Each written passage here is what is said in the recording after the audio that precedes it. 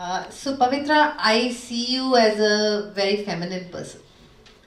And being the graceful feminine lady that you are, and having worked with you, just like with Varsha, having worked with you from the inception of these programs at PepsiCo, uh, there have been challenges. I know of some, you know of many more. Was it difficult to retain your femininity in the whole process? Does the system nudge you towards becoming a more masculine leader, or having the same kind of capabilities and styles that the men have? Interesting and tough question that you've asked. Yes, it's been difficult. When I started my career with PepsiCo many years back, I wouldn't speak up as much. I faced issues like normally women do. But I shied away from really speaking up and really raising my hands and bringing out issues because I was a minority. I felt like a minority. And I didn't realize it then that I had a role to play because I didn't see role models who actually did that for me. As I grew into the organization and as we saw role models coming, and therefore I can't stress enough on the importance of role models in the organization. When you look at those role models in the organization, you see them and you see how they actually act without losing their femininity. In the past, I had seen women, but they were more like men, right? Aggressive. And PepsiCo many years back was known as a very aggressive organization, and therefore women were, for you to kind of survive in the organization, you had to behave like a man, right? And that's what would give you, you would be acceptable if you demonstrated those qualities. And that's what I saw. And that was a conflict in my mind because that was not me. Right? Things changed, and that's where I really saw a lot of work that PepsiCo really did. We talk about D&I. PepsiCo was one of the organizations that actually spoke about I&D, saying that diversity, there's tons in the organization. What's really important is inclusion. Are we really including all styles? Right? And that's when PepsiCo many years back started off with this whole journey of, we did a lot of training programs around appreciating the difference. Everybody is different, but are we really tolerant to those kind of differences, right? And then we had a separate module and a training program for leaders which spoke about inclusive leadership, right? And actually talking about saying that, okay, women can also bring their natural self to work. However, the penny dropped a couple of years back when we did a diagnostic and we saw that, all right, we're doing a lot of work, we're getting a lot of women in the organization, but when we did the analysis, we saw the percentages were not increasing, right? So why were they not really jumping up and moving up?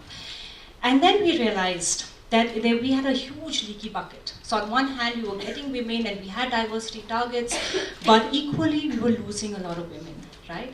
And therefore it brought back to the forefront saying that, okay, we're talking about I&D, but where is the I, right?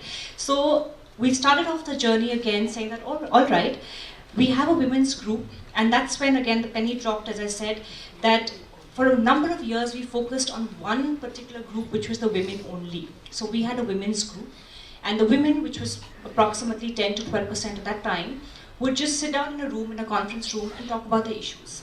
Important, still very important, but not enough, because what we were doing was we were excluding the 90% of the population, which were all men. We were not making them a part of our journey. And that's when we decided to kind of create a D&I council. We invited people who were genuinely interested. They came in, we set the D&I council, cross-functional council, all men, not all men, I would say 60% men. And therefore we created evangelists in different functions who then really understood the concept of D&I. After that, we actually got Dr. Neeru into the picture, and we did this entire program on gender intelligence, right? Educating and building awareness in terms of women and men are wired differently, right? And we need to understand how men behave and how women behave at workplace, right? And I'll just talk about a story. A couple of years back, I was on a leadership team where they were all men and I was the only female. And every time there was an event that would happen, the leader, the sales leader, would look at me and say, would you mind, arranging this event? Very typical, right? And at that time, I didn't voice it, and I used to wonder, why is he asking me? There's so many other people, and at the end of the day, I was the HR head for that division. How dare? So it was, I was fuming inside, but I never really, said anything. Till I attended the gender intelligence program, and that really made a huge difference in my life, saying that, we as women need to voice it and we need to sensitize men. So I walked up to that leader one fine day and I told him that it's important for you to attend the gender intelligence training program. Okay. So he was shocked and he said, why? So I recounted that incident that happened and I said, you know what you did? He said, yeah, so what's wrong with it? Okay. The penny didn't drop for him even then, right? Till I explained it to him. And that's when it sunk. And he said, you know what, I don't think my intent was that, but I'm so used to it because when I have guests coming home, I would ask my wife, right? Will you get a glass of water? Or will you make tea? It comes so naturally. And for me, therefore, that work is for, a female is good at it. And I won't think of giving it to anybody else. So therefore, it becomes so important for us to kind of run these training programs and sensitize men, because it's not that, the intent is bad. It's just that they don't get it. And therefore, programs like this help, where both men and women are actually going through these programs and really understanding. So, yeah.